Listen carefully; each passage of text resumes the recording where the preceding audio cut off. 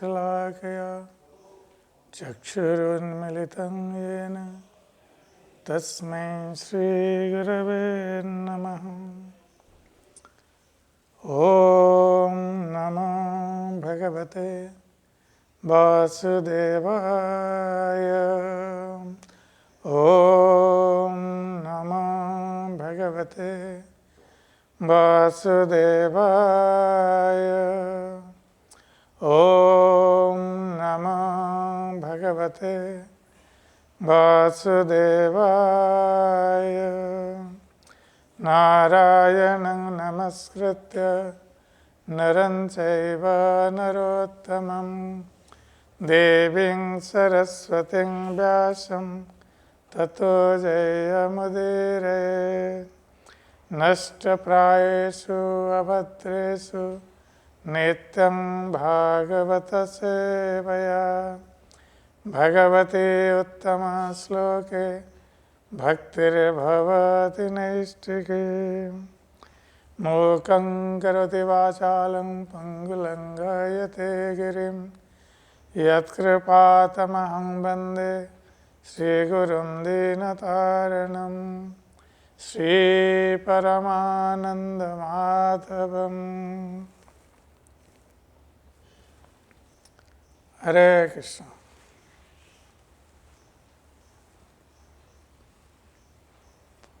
तो भगवान श्री कृष्ण के आविर्भाव से पहले भगवान श्री कृष्ण ने योग माया को आदेश दिया था कि वो किस प्रकार ब्रज में अवतरित हो यशोदा माता की कन्या के रूप में। ऐसे यशोदा माता की कन्या बनने के लिए नहीं कहा, किंतु यशोदा माता से आविर्भूत होने के लिए भगवान ने कहा। किंतु उससे पहले उनको एक काम करना था कि देवकी के सप्तम गर्भ में जो भगवान बलराम, जो अनंत के नाम से प्रसिद्ध भी हैं क्योंकि उनका अंश अनंत शेष है, तो उनको देवकी के गर्भ से रोहिणी के गर्भ में स्थानांतरित करने के लिए भगवान कृष्ण ने योग माया को आदेश दिया था। और उनको ये भी बताया था कि देवकी के सप्तम गर्भ स्थानांतरित होने पर वे स्वयं देवकी के गर्भ में आएंगे और योग माया यशोदा के गर्भ से आविर्भूत होंगी। तो इस प्रकार जब भगवान ने आदेश दिया योग माया को, योग माया ने ओम कहकर भगवान के आदेश को स्वीकार किया और उनकी परिक्रमा की। उसके पश्चात वो ब्रजभूमि में आई और भगवान के आदेश के अनुसार देवकी का सप्तम गर्भ, जिसमें स्वयं भगवान बलराम आए थे, तो योग माया ने उनको स्थानांतरित किया रोहिणी के गर्भ में। रोहिणी देवी भगवान बलराम की नित्य माता है, इसलिए रोहिणी देवी जो नंद गोकुल में रह रही थी और गर्भवती थी, तो एक रात स्वप्न में योग निद्रा में योग माया ने रोहिणी देवी के प्रथम गर्भ को गर्भपात किया और उसके स्थान पर देवकी के गर्भ से बलराम संकर्षण को आकर्षित करके रोहिणी के गर्भ में स्थापित किया। जब ये कार्य संपन्न हो गया तो मथुरा में कंस को और मथुरा वासियों को ये पता चला कि देवकी का सप्तम गर्भ नष्ट हो गया है।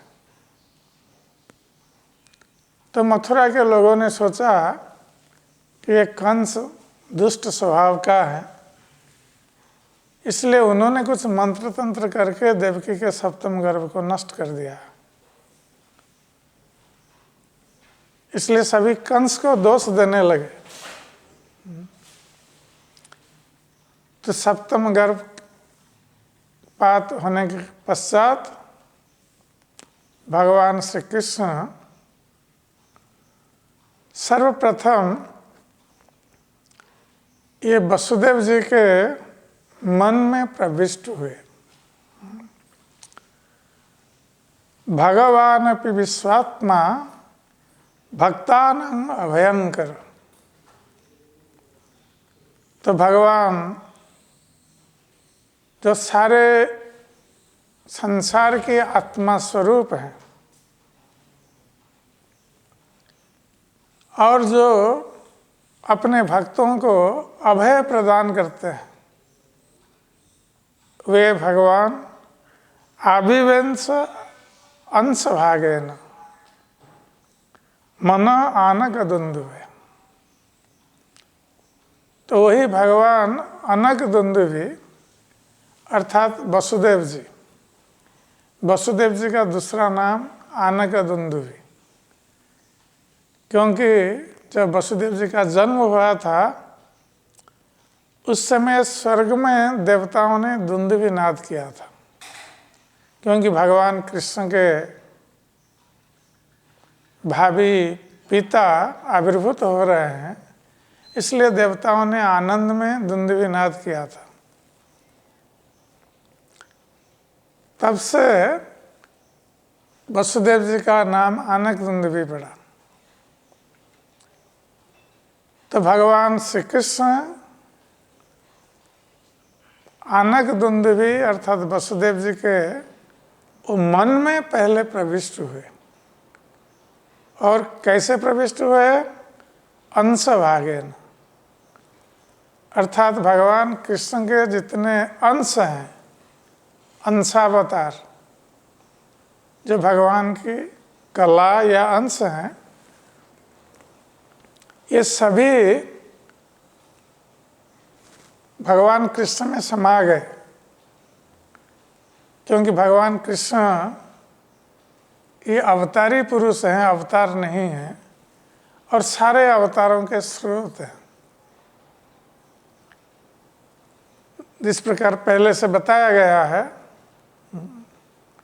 कि भगवान कृष्ण एते चांस कला पुंस कृष्णस्तु भगवान स्वयं। तो भगवान श्री कृष्ण स्वयं आदि पुरुष भगवान हैं और उनके जितने अवतार उनके अंश या कला है। तो भगवान श्री कृष्ण सारे अवतारों के साथ और भागे न, तो भाग अर्थात भगवान का जो ऐश्वर्य है, भगवान सारे ऐश्वर्य संपन्न है, तो अपने सारे ऐश्वर्य के साथ, सारे अवतारों के साथ भगवान श्री कृष्ण सर्वप्रथम आनक दुंदुभी वसुदेव जी के मन में प्रविष्ट हुए। तो ये हमें सोचने की बात है कि जिस प्रकार भौतिक संसार में संतान का जन्म पिता माता के सहयोग से होता है, भगवान कृष्ण का जन्म इस प्रकार नहीं हुआ। क्योंकि भगवान कृष्ण भगवद गीता में कहते हैं जन्म कर्मं च मे दिव्यम एवं यो वेत्ति तत्वतः त्यक्त्वा देहं पुनर्जन्म नैति मामेति सर्जुन। तो भगवान श्री कृष्ण अर्जुन से कहते हैं कि हे अर्जुन, मेरा जन्म और कर्म दोनों दिव्य है, ये भौतिक नहीं है। जिस प्रकार भौतिक शिशु का जन्म होता है, भौतिक व्यक्ति संसार में कर्म करता है, तो भगवान कहते हैं कि मेरा जन्म और कर्म उस प्रकार नहीं है, मेरा जन्म दिव्य है, भौतिक नहीं है। तो यही प्रमाण है कि भगवान का जन्म भौतिक नहीं है। जिस प्रकार पिता के वीर्य और माता के रथ के संयोग से शिशु का जन्म होता है, भगवान कृष्ण का जन्म ऐसा नहीं हुआ। भगवान जो सारे संसार के आत्मा स्वरूप हैं, वो सभी के हृदय में विद्यमान है। इसलिए अपने पिता वसुदेव जी के मन में प्रविष्ट होना उनके लिए कोई बड़ी बात नहीं है। तो भगवान पहले वसुदेव जी के मन में प्रविष्ट हुए, अर्थात वसुदेव जी कृष्ण चेतनशील हुए। उनको अनुभव हुआ कि भगवान उनके मन में प्रविष्ट हुए। और जब भगवान प्रविष्ट हुए वसुदेव जी के मन में, तो सबिभ्रत पौरुषं धाम भ्राजमान जथा रवि। तो जब समस्त शक्ति, समस्त सृष्टि, समस्त अवतारों के जो आश्रय है भगवान श्री कृष्ण आदि गोविंद, वे जब वसुदेव जी के मन में प्रविष्ट हुए तो ऐसा लगा कि जैसे वसुदेव जी के हृदय में रवि अर्थात सूर्य समा गए। अर्थात वसुदेव जी का शरीर देदीप्यमान हो गया, उससे तेज निकलने लगा, जैसे सूर्य से तेज निकलता है। जिस प्रकार सूर्य को कोई छिपा नहीं सकता, उसी प्रकार वसुदेव जी के मन में जो भगवान प्रविष्ट हुए तो वसुदेव जी का शरीर तेजोदीप्त हो गया, तेज निकलने लगा। और उस तेज इतना भीषण था कि वसुदेव जी दुरासद, कि वसुदेव जी की ओर देखना भी असंभव था। जैसे हम सूर्य को देखना चाहेंगे, सूर्य की ओर हम देख नहीं सकते, क्योंकि सूर्य के तेज से हमारी आंखें चौंधिया जाती है। तो उसी प्रकार वसुदेव जी के शरीर से इतना तेज निकल रहा था, उनका शरीर इतना देदीप्यमान था कि कोई वसुदेव जी की ओर देख भी नहीं सकता था उनके तेजमय शरीर को। और अति दुर्दशो भूतानां संबभूव, और सारे लोगों के लिए, सारे प्राणियों के लिए वसुदेव जी के पास जाना या वसुदेव जी को पराजित करना ये असंभव था, क्योंकि भगवान विराजमान थे वसुदेव जी के हृदय में। तो इस प्रकार जब वसुदेव जी भगवान कृष्ण को अपने हृदय में धारण कर रहे थे और कोई उनके पास न तो जा सकता था और न उनकी ओर देख सकता था, तो कंस जो दुष्ट हैं, पापी हैं, अत्याचारी हैं, वो कैसे वसुदेव जी के पास जा सकता था। तो वसुदेव जी के मन से वही भगवान कृष्ण देवकी के मन में प्रविष्ट हुए। तो इसलिए सुखदेव गोस्वामी कहते हैं ततो जगन मंगलम अच्युतांश समाहितं सूरसुतेन देवी।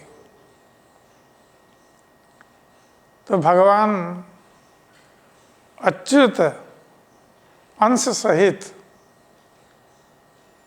जो सारे जगत के लिए शुभमय हैं, मंगलकारी हैं, जगत के कल्याण के लिए भगवान आविर्भूत होने जा रहे हैं। तो वही भगवान समाहितम सुरसुतेन देवी, सुरसुत वसुदेव से वही भगवान देवकी देवी उनके मन में प्रविष्ट हुए। दधार सर्वात्मकं आत्मभूतम काष्ठा यथा नंदकरं मनस्त। तो अब देवकी देवी सर्वात्मकम, जो भगवान सारे भक्तों को, सारी प्राणियों को आनंद प्रदान करते हैं, उनके दुखों को दूर कर देते हैं, जो सभी के आत्मा स्वरूप है, इसलिए सभी के प्रिय है। तो ऐसे भगवान को देवकी देवी ने अपने हृदय में धारण किया। इस प्रकार, जिस प्रकार पूर्व दिशा चंद्रमा को धारण करती है, जब पूर्व दिशा से चंद्रमा उदित होते हैं तो पूर्व दिशा चंद्रमा को उस समय धारण करती है। जिस प्रकार सुंदर दिशा लगती है पूर्व दिशा, और पूर्व दिशा देदीप्यमान हो जाती है, उसी प्रकार देवकी देवी ने जब धारण किया भगवान को वसुदेव जी से, तो वो भी बहुत सुंदर लगने लगी पूर्व दिशा के समान, और वो भी देदीप्यमान होने लगी। उनके शरीर से भी दिव्य तेज निकलने लगा। तो इस प्रकार देवकी देवी स्वयं भगवान को अपने हृदय में धारण किया। सा देवकी सर्वजगन निवास निवास भूता नितरां न रेजे। तो जब देवकी देवी ने भगवान जगन निवास, जिनमें सारा जगत निवास करता है,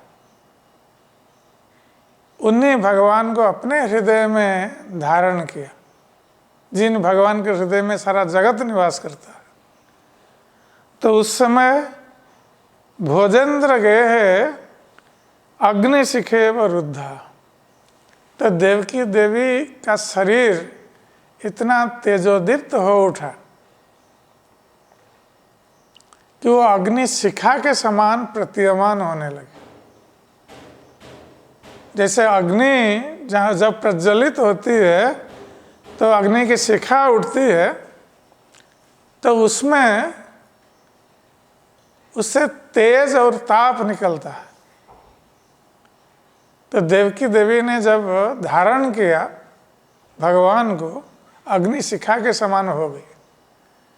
उनके शरीर से तेज चारों ओर विकिरण होने लगा, और वो इस प्रकार भोजेंद्र गए हैं, भोजराज कंस के गृह में वो अवरुद्ध होकर रह गई। वो तेज या उस अग्निशिखा को बाहर के लोग नहीं देख पाए, केवल उसी गृह में जो लोग थे वही देखने में समर्थ हुए। और इससे पहले हम जानते हैं कि कंस ने उग्रसेन को बंदी बना लिया था। जब उसको पता चला कि ये सब देवतागण भोजवंश वृष्टि वंश में कंस की हत्या के लिए आविर्भूत हुए हैं, तो कंस अब राजा बना था। तो उसने बंद कर रखा था देवकी वसुदेव को बंदी गृह में। इसलिए देवकी देवी जब अग्निशिखा के समान प्रतीयमान हो रही थी, तो उस तेज को बाहर के लोग नहीं देख सकते थे। तो वो उस प्रकार बंदी थी देवकी देवी, जिस प्रकार सरस्वती ज्ञान खले यथा सती। तो जिस प्रकार ज्ञान खल उस व्यक्ति को कहा जाता है जो ज्ञान को प्राप्त करता है और ज्ञान प्राप्त करने का उद्देश्य है दूसरों को वो ज्ञान प्रदान करना। किंतु कभी कभी ऐसे व्यक्ति देखे जाते हैं जो ज्ञान को अपने भीतर ही रखते हैं, उसको बाहर प्रकाशित नहीं करते, क्योंकि ज्ञान का प्रकाश जगत के कल्याण के लिए आवश्यक है। हम जब दिव्य ज्ञान को प्राप्त होते हैं तो उसको वितरण करना चाहिए, दूसरों को बताना चाहिए, जिससे कि दूसरे लोग उपकृत हो। किंतु यदि कोई व्यक्ति ये ज्ञान को प्राप्त करता है और अपने भीतर ही रखता है, ये दूसरों को वितरित नहीं करता है,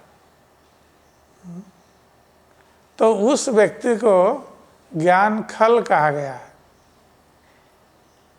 वो दूसरों का उपकार करने के लिए प्रयत्नशील नहीं है।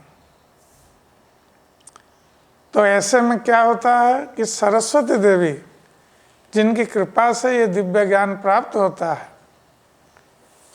जब ऐसे व्यक्ति ज्ञान को अपने भीतर रखता है, दूसरों को वितरित नहीं करता है, तो सरस्वती देवी उसके ज्ञान को नष्ट कर देती है।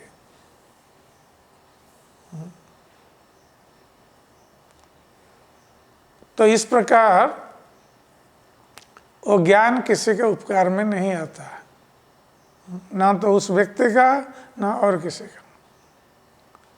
इसका अर्थ है कि ज्ञान अवरुद्ध हो जाता है। जो ज्ञान खल है उसमें ज्ञान अवरुद्ध हो जाता है, दूसरे लोग नहीं देख सकते या उसका लाभ नहीं उठा सकते। तो उसी प्रकार जब भगवान देवकी देवी के हृदय में निवास करने लगे और देवकी देवी के शरीर से तेज निकलने लगा, देवकी देवी अग्नि शिखा के समान प्रतीयमान होने लगी, तो उस तेज को बाहर लोग नहीं देख पा रहे थे, क्योंकि देवकी देवी बंदी गृह में अवरुद्ध थी। इसलिए उनका तेज बंदी गृह में सीमित था। किंतु जैसे अग्निशिखा घर के भीतर प्रज्वलित होती है और घर की दीवारों से आबद्ध रहती है, किंतु धीरे धीरे प्रज्वलित होते हुए, ये अग्निशिखा प्रज्वलित होती हुई धीरे धीरे जब बुद्धि प्राप्त होती है और सारे घर को जला देती है, तो फिर वो बाहर के लोग उसको देख सकते हैं। तो जो घर की दीवारें अग्निशिखा को आबद्ध करती है, अग्निशिखा उसको भी भस्मीभूत करके बाहर निकल जाती है। तो उसी प्रकार अब देवकी के हृदय में जो भगवान आबद्ध हुए हैं, जिनके कारण ये तेज निकल रहा है, तो वही देवकी देवी का वो तेज जो अग्निशिखा के समान है, वो अवश्य कंस को, जिसने आबद्ध कर रखा है, उसको भस्मीभूत करने वाली है। कंस अब मृत्यु के सन्निकट है। तांग भिक्ष कंस प्रभया जितांतरा। तो जब कंस को ये समाचार मिला कि देवकी देवी अब तो बहुत तेजोदीप्त दिख रही है, पहले ऐसा नहीं दिखती थी। पहले तो 6 पुत्रों की हत्या के कारण देवकी देवी का शरीर और मुखमंडल मलिन रहता था और हर समय वो रोती रहती थी, चिंतित रहती थी, भयातुर थी। किंतु अब जब अष्टम गर्भ आया है, तो देवकी देवी का शरीर तेजोदीप्त प्रतीत हो रहा है। तो कंस को यह समाचार मिल गया कि अब तो देवकी देवी बहुत प्रसन्न है और उसका शरीर तेजोदीप्त है, शरीर से तेज निकल रहा है और उस तेज से सारा बंदी गृह आलोकित हो रहा है। तो कंस को जब ये पता चला, कंस गया देखने के लिए, क्योंकि इस अष्टम गर्भ की प्रतीक्षा कर रहा था कंस। तो कंस ने देखा तां वीक्ष्य, तो देवकी देवी को देखा कंस ने, और क्या देखा? प्रभया अजितांतराम, क्योंकि भगवान अजित देवकी देवी के हृदय में स्थित है, इसलिए उन भगवान अजित की जो प्रभा है या दिव्य तेज है, वो देवकी देवी के शरीर को भेद करके बाहर निकल रहा है। और कंस ने देखा, तो कंस को अनुभव हुआ कि मेरा शत्रु जो मुझे मारने वाला है अब आ गया देवकी देवी के शरीर में। विरोचयंती भवनं शुचि स्मृता, और कंस ने देखा कि देवकी देवी के शरीर से जो तेज निकल रहा है, ये तो सारे बंदी गृह को आलोकित कर रहा है। ये तेज बंदी गृह आलोकित हो रहा है। और देवकी देवी जो रोती रहती थी, बिलखती रहती थी अपने पुत्रों की हत्या के कारण, जो जिनका शरीर और मुखमंडल सदा सर्वदा मलिन रहता था, अब तो देवकी देवी बहुत प्रसन्न है। और केवल प्रसन्न नहीं है, वो हंस भी रही है। अभी तक देवकी देवी के मुखमंडल पर ये हंसी दिखाई नहीं पड़ रही थी अपने दुख के कारण।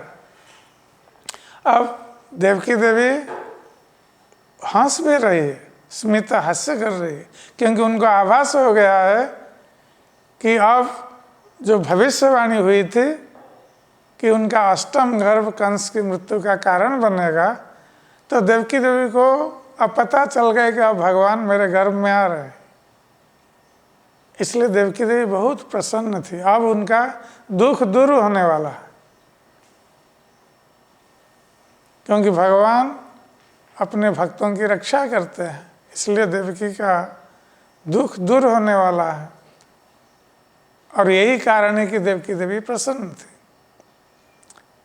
तो कंस ने देखा कि अब देवकी प्रसन्न है, स्मित हास्य कर रही है। आहे समय प्राण हरो हरि गुहा, तो ये दृश्य देखकर कंस ने मन ही मन कहा कि अब तो मेरा प्राण हर, मेरे प्राणों को हरने वाला हरि ये आ गया, देवकी देवी के गर्भ में निवास कर रहा है। ध्रुवं श्रितोयन पुरयेम ईदृशी, तो कंस सोच रहा है कि ये जो देवकी हैं, ये पहले तो ऐसा नहीं दिख रही थी। पहले तो वो बहुत शोक संतप्त दिख रही थी, अब वो बहुत प्रसन्न दिख रही है। तो ये निश्चित है कि उसे शरीर से तेज निकल रहा है, देवकी प्रसन्न है, तो ये निश्चित है कि मेरे शत्रु, मुझे वध करने वाला हरि अब इसके गर्भ में आ गया है। किंग अद्य तस्मिन करणीय आंसू में, तब कंस सोचने लगा कि जिस अष्टम गर्भ की प्रतीक्षा कंस इतने सालों से कर रहा था, और इसी अष्टम गर्भ के कारण देवकी देवी के 6 पुत्रों की उन्होंने हत्या की है देवकी वसुदेव के सामने। अब जब वो अष्टम गर्भ आ गया गर्भ में, अर्थात जो भगवान उसका वध करने वाले हैं वो आ गए हैं और देवकी देवी के गर्भ में है। तो कंस अब सोच रहा है कि मेरा कर्तव्य क्या है, मुझे क्या करना चाहिए। अब जिन शिशुओं का जन्म हो गया हमने तो उनको मार डाला, अब जो मुझे मारने वाला है, जो भविष्यवाणी हुई थी, अब मुझे मारने वाला है, अब वो आ गया, अब मुझे क्या करना चाहिए। तो ये सोचकर कंस कहता है यद अर्थतंत्रो न विहंति विक्रमम, क्योंकि जो हरि हैं ये कोई साधारण मनुष्य नहीं है, वो बहुत बलशाली है। और कंस ये बात कह रहा है भगवान के बारे में सोच करके, इस कह रहा है कि हरि बहुत बलशाली है। कंस तो अपने को बहुत बलशाली सोच रहा था, 10,000 हाथी का बल था, किंतु अब कंस कह रहा है कि यह हरि बहुत बलशाली है। इसका अर्थ उसके मन में भय प्रवेश कर गया है, वो डर गया कंस कि अब मेरा मारने वाला आ गया, मृत्यु का भय। क्योंकि सारा संसार मृत्यु से भयभीत है, चाहे कोई कितना भी बलशाली क्यों ना हो, कितना साहसी व्यक्ति क्यों ना हो, और कोई कितना भी ना कहे कि मैं मृत्यु से नहीं डरता हूं, किंतु जब मृत्यु सामने आ जाती है सभी भयभीत हो जाते हैं। क्योंकि अपने प्राण को सभी लोग बचाना चाहते हैं, कोई मरना नहीं चाहता, इसलिए भयभीत होना ये स्वाभाविक है। चाहे कोई कितना बल दिखाए, कुछ भी करे, मृत्यु के सामने सभी भयभीत होते हैं, केवल भगवान को छोड़कर। क्योंकि भगवान कहते हैं कि मृत्युश्चरति मद भयात्, कि मेरे भय से मृत्यु विचरण करती है। इसका अर्थ है कि भगवान को भय नहीं है मृत्यु से, क्योंकि मृत्यु उनके अधीन है। तो कंस भयभीत होकर ये बात कह रहा है कि जो हरि हैं ये बहुत बलशाली हैं, ये अपने बल का त्याग नहीं करेंगे, और उनका जो अर्थतंत्र है, जो उनकी इच्छा है, उनकी प्रतिज्ञा है, संकल्प है, अपने संकल्प को अवश्य पूरा करेंगे।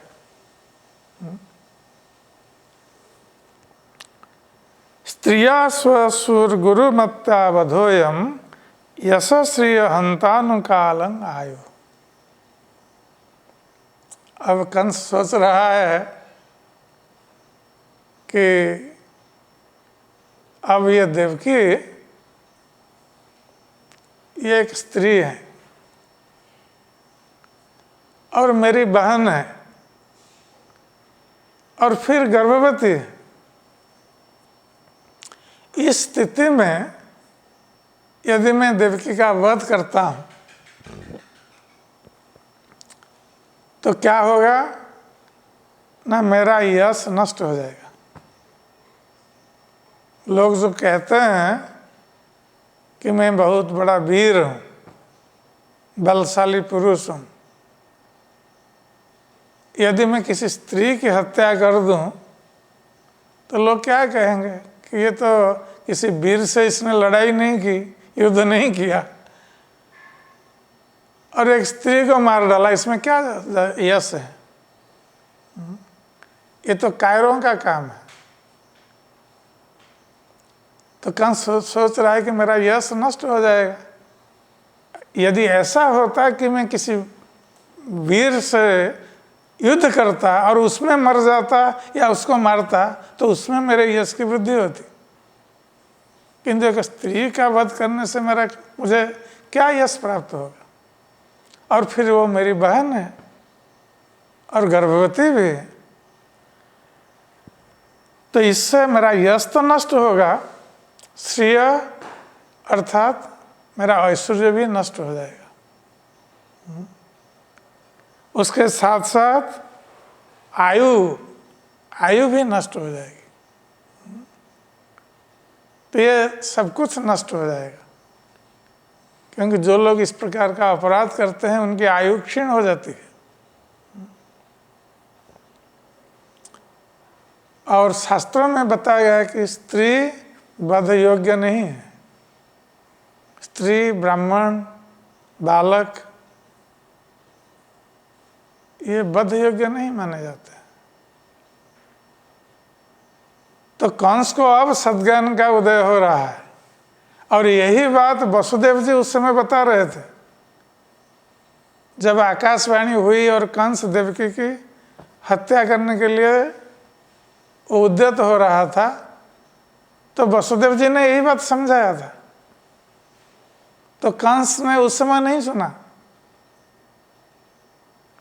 अब स्वयं सोच रहा है, अब स्वयं ज्ञान का उदय हो रहा है, और ये ज्ञान का उदय भय के कारण हो रहा है। अब कंस भयभीत है कि मेरा शत्रु आ गया मुझे मारने के लिए, मृत्यु से भयभीत है, इसलिए सद्ज्ञान का उदय हो रहा है।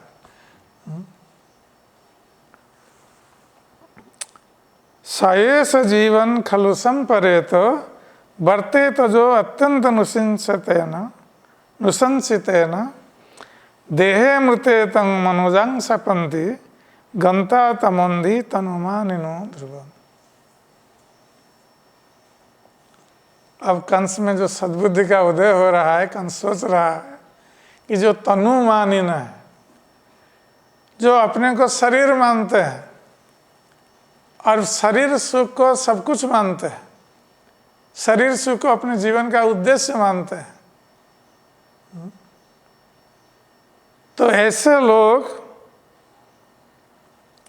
यदि अपने सुख के लिए, अपने जीवन धारण के लिए नृशंस बनकर, कठोर बनकर किसी की हत्या करते हैं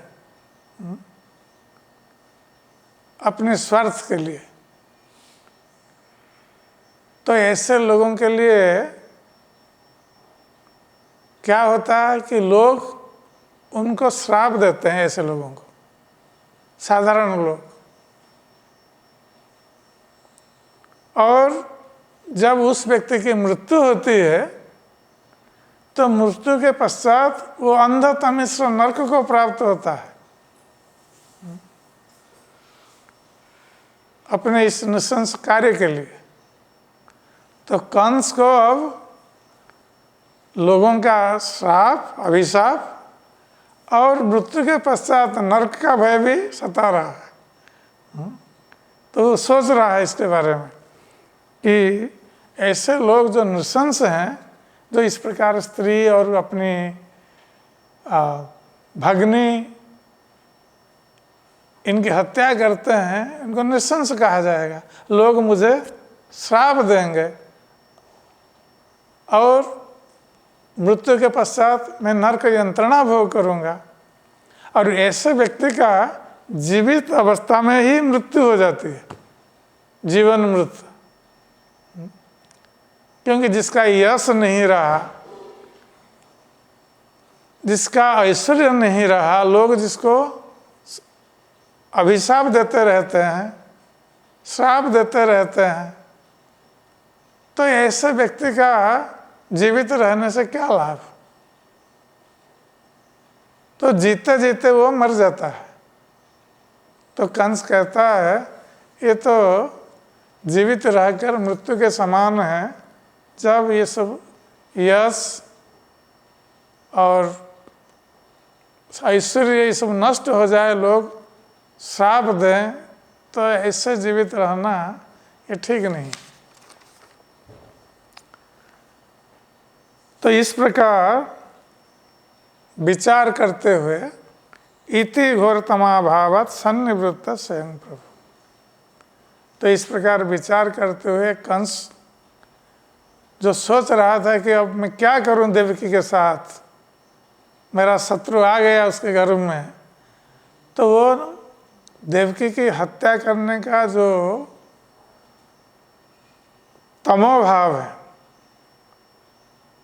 नृशंस भाव है, उससे वो निवृत्त हो गया। अर्थात उसने सोचा कि नहीं, मुझे इस समय देवकी की हत्या करना उचित नहीं है मेरे लिए। आस्ते प्रतीक्षा जन्म हरे वैरानुबंधक। तो इसलिए उसने प्रतीक्षा की। उसने सोचा कि अब मुझे प्रतीक्षा करनी चाहिए कि ये हरि जो आया है देवकी के गर्भ में, अब उसके जन्म की प्रतीक्षा करना चाहिए मुझे। क्यों? क्योंकि जब ये जन्म होगा और मैं उसके साथ युद्ध करूंगा, और युद्ध में यदि हरि को पराजित कर दूंगा तो मेरी विजय होगी, मैं मृत्यु से बच जाऊंगा। और यदि मैं उसके हाथ मारा गया फिर भी मेरा यश चारों ओर परिव्याप्त होगा कि हरि के द्वारा, भगवान के द्वारा मैं मारा गया। तो इसलिए मुझे प्रतीक्षा करना आवश्यक है। ये सोचकर यद्यपि कंस ने देवकी का वध नहीं किया, किंतु भगवान हरि के प्रति अपनी शत्रुता का भाव वो बनाए रखा। ये भगवान हरि से डरकर उनकी शरण में नहीं गया, ये शत्रुता का भाव बनाए रखा। यही असुरों की प्रवृत्ति होती है। वो सब कुछ सोच समझ कर भी भगवान के प्रति शत्रुता का भाव त्याग नहीं करते। यद्यपि उसकी सद्बुद्धि उदय हुई, फिर भी वो शत्रुता का त्याग उसने नहीं किया।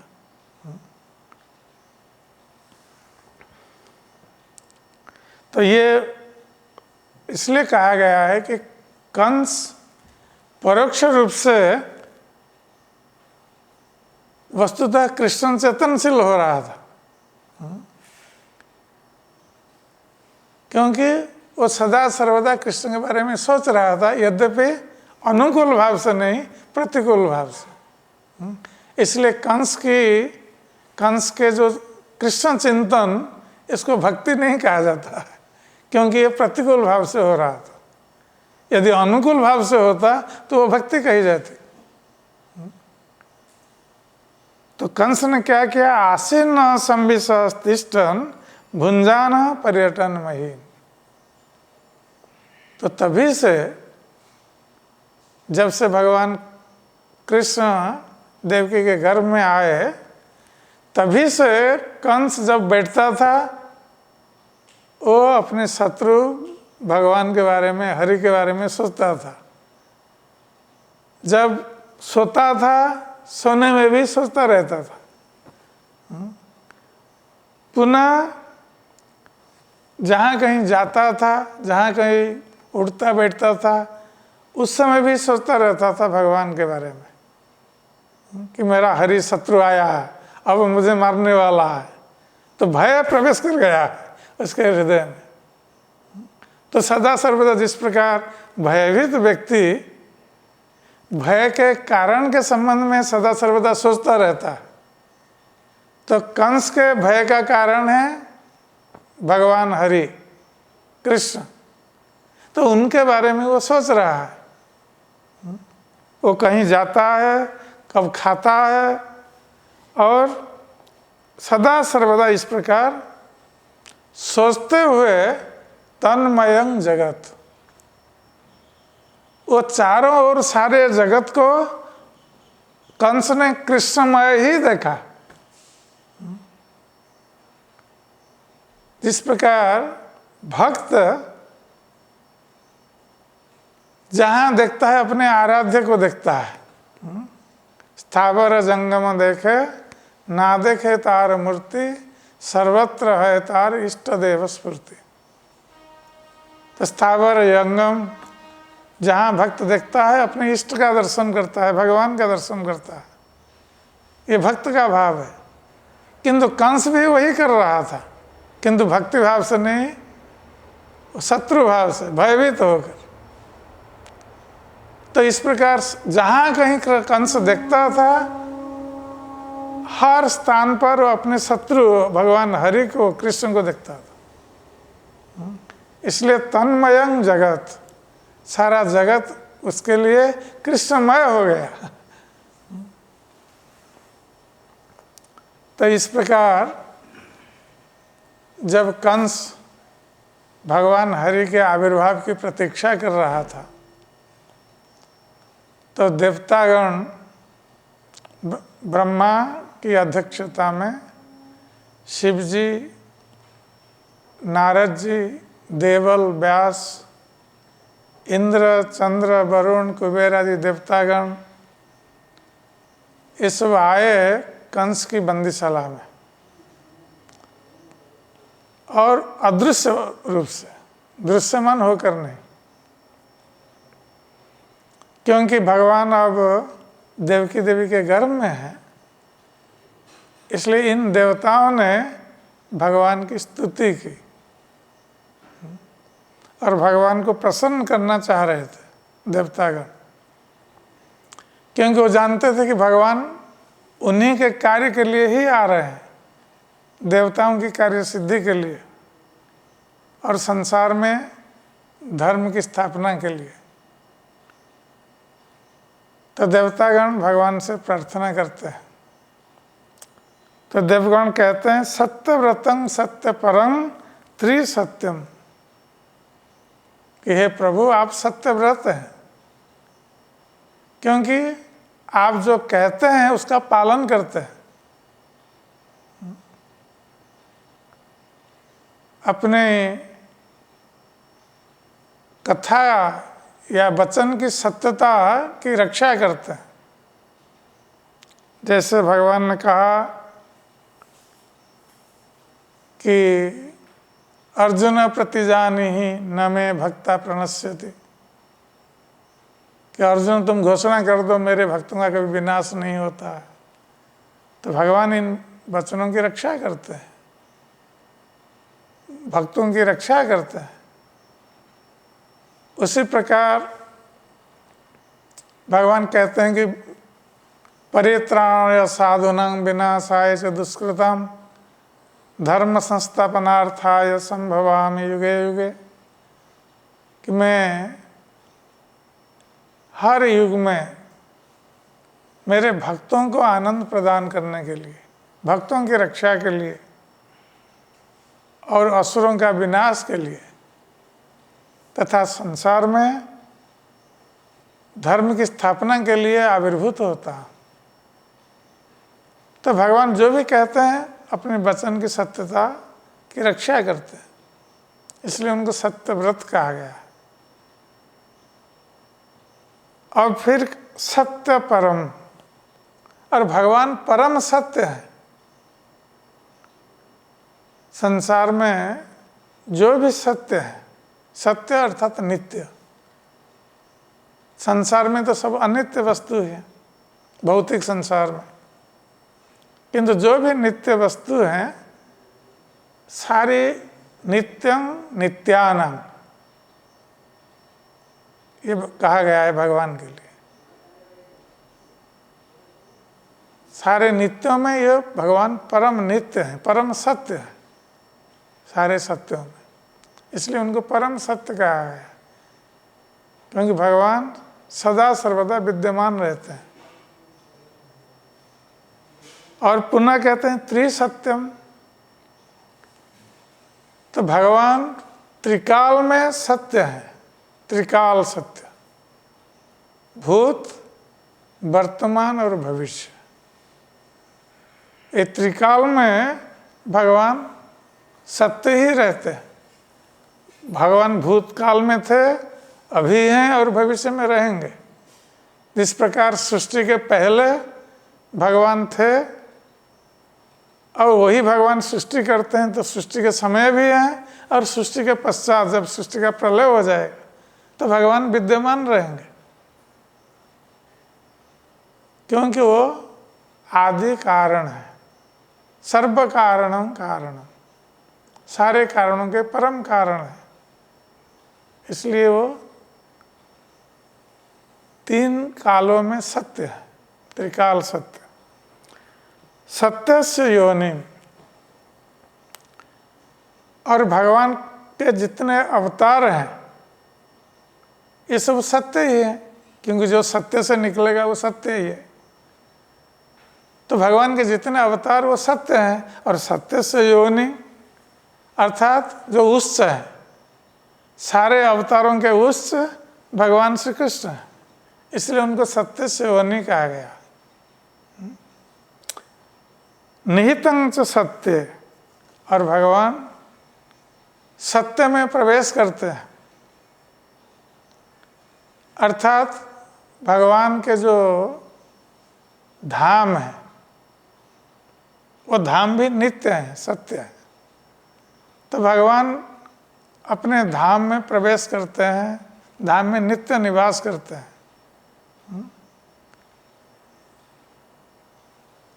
और केवल अपने धाम में नहीं, यहाँ तक कि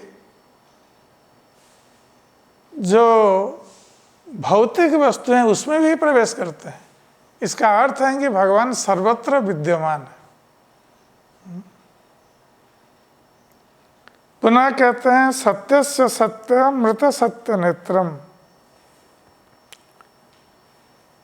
सत्यात्मकं त्वं शरणं प्रपन्ना। ये है प्रभु, आप सत्यस्य सत्य मृत सत्य नेत्रम,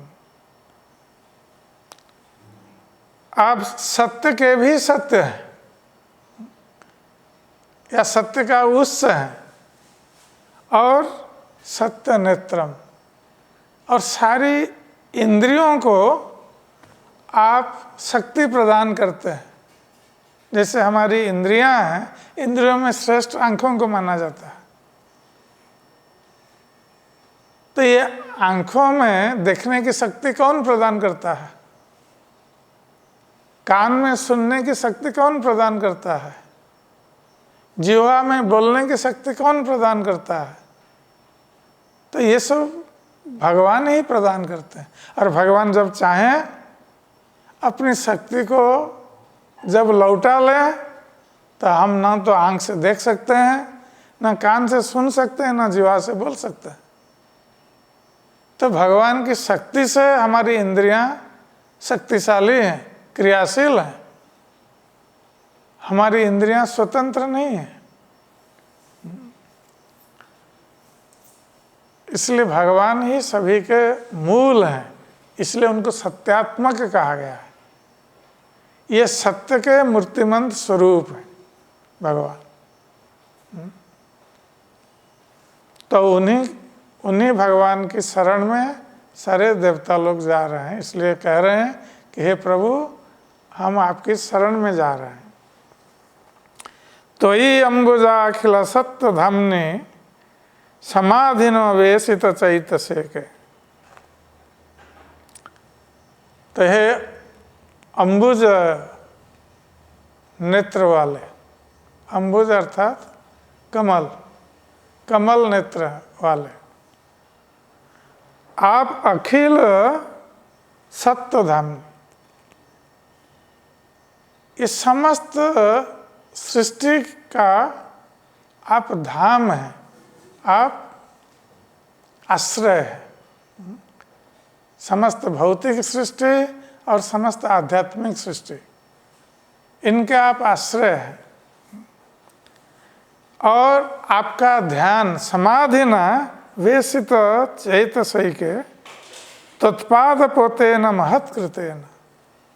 तो महत जनगण अर्थात महाजनगण वे क्या करते हैं? आपका ध्यान करते हैं समाधि में, क्योंकि आप सभी के आश्रय स्थल हैं, इसलिए आपका ही ध्यान करते हैं महाजनगण। और आपका ध्यान करते हुए क्या करते हैं?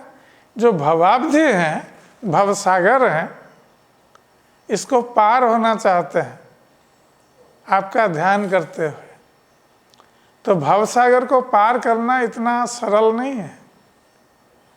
जिस प्रकार साधारण सागर को पार करना सरल नहीं है, क्योंकि सागर को पार करते समय बहुत सारी बाधाएं आती है।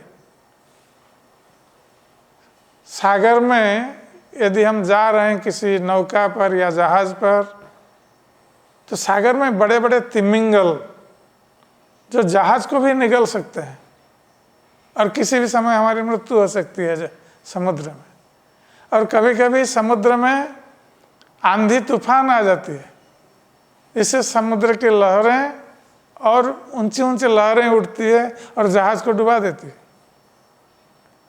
ये बहुत सारी बाधाएं हैं समुद्र को पार करने के लिए।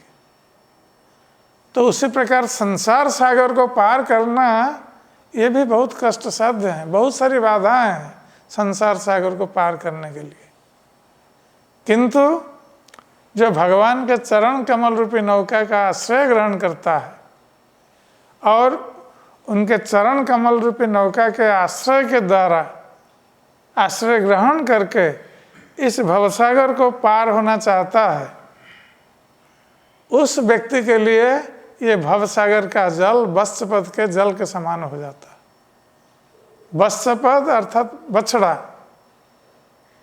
बछड़े के खुर से जो गड्ढा होता है उसमें जो जितना जल आता है उस गड्ढे में थोड़ा सा, और उस जल को पार करना बहुत आसान है, छोटा सा बच्चा भी पार कर देता है। तो जिन लोगों ने भगवान के चरण कमल में आश्रय ग्रहण किया है और उन चरण कमल रूपी नौका का आश्रय लेकर ये संसार सागर को पार करने के लिए चाह रहे हैं, उनके लिए संसार सागर का जल वत्सपद के जल के समान हो जाता है और सरलतापूर्वक वो पार कर जाते हैं। तो महाजनगण ये मार्ग निर्देश किया है कि संसार सागर को पार होने का यही मार्ग है कि भगवान के चरण कमल रूपी नौका का आश्रय ग्रहण करना, जिससे कि हमारा ये संसार सागर जो अत्यंत दूरत्व है, पार करना कठिन है, हम वत्सपद के जल के समान वो हो जाता है और हम उसको आसानी से पार कर सकते हैं। स्वयं समुतरिज सुदुस्तरं धीमन भवान्नवं भीमं अदभ्र सौहृदा। तो देवतागण कह रहे हैं कि हे प्रभु, आप अदभ्र सौहृदा हैं, जो पतित जीव हैं उनके आप शुभाकांक्षी बंधु हैं। इसलिए भवान्नवं भीमम, ये भवसागर ये अत्यंत कठिन है, भयंकर है, इसको पार करना बहुत कठिन है क्योंकि ये भयंकर संसार सागर है। किंतु इन महाजनगणों ने जो मार्ग प्रदर्शित किया है संसार सागर को पार होने का मार्ग, उस मार्ग पर चलकर ये महाजनगण स्वयं तो संसार सागर को पार हो जाते हैं, किंतु दूसरों के लिए दूसरे लोग कैसे इस संसार सागर को पार होंगे, इसलिए उनको भी नौका की आवश्यकता है। ये नहीं है कि महाजनगण भगवान के चरण कमल रूपी नौका में बैठे और पार हो गए किंतु दूसरों को भूल गए। तो जो महाजनगण हैं वो केवल अपने स्वार्थ की चिंता नहीं करते हैं, अपने उद्धार की चिंता नहीं करते हैं, उनको सारे संसार के लोगों की उद्धार की चिंता रहती है, सारे संसार के प्राणियों के उद्धार की चिंता रहती है। इसलिए वह क्या करते हैं, स्वयं तो मार्ग प्रदर्शन करते हैं कैसे संसार सागर को पार किया जाए, और उस भगवान के चरण कमल रूपी नौका को वो दूसरों को पार होने के लिए तट पर छोड़ देते हैं। इसलिए कहते हैं भवत पदम भोरुओ नावं अत्र ते निधाय जाता सदनुग्रहो भव। तो ये दूसरों पर अनुग्रह करने के लिए ये महात्मागण उस मार्ग को, भगवान के चरण कमल रूपी नौका का आश्रय ग्रहण करने का जो मार्ग है, उस मार्ग को दूसरों के लिए छोड़ जाते हैं। उस नौका को छोड़ जाने का अर्थ है उस मार्ग को छोड़ जाना। और वो यही एकमात्र मार्ग है जिससे कि कोई व्यक्ति इस भौतिक संसार सागर को पार हो सकता है, अन्यथा दूसरा कोई मार्ग नहीं। ये देवतागण भगवान से प्रार्थना करते हुए कह रहे हैं। तो अब तो हमारा समय हो चुका है, इसलिए हम यहीं विश्राम देते हैं भगवान की इस कथा को। हरे कृष्ण।